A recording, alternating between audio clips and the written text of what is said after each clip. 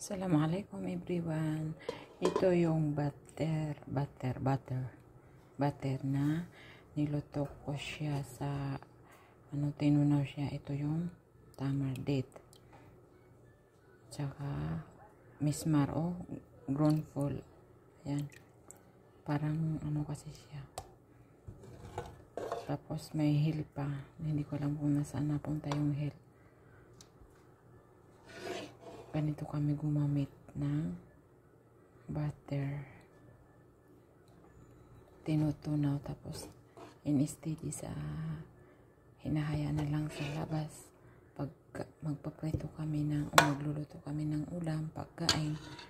Yan, yung ginagamit namin yan. Tapos isasalin dito. Hindi na namin kailangan dinadalaw tayo ng katamaran. Hindi, maghapon kasi ako busy. Kaya, ilalagay ko na para, diba?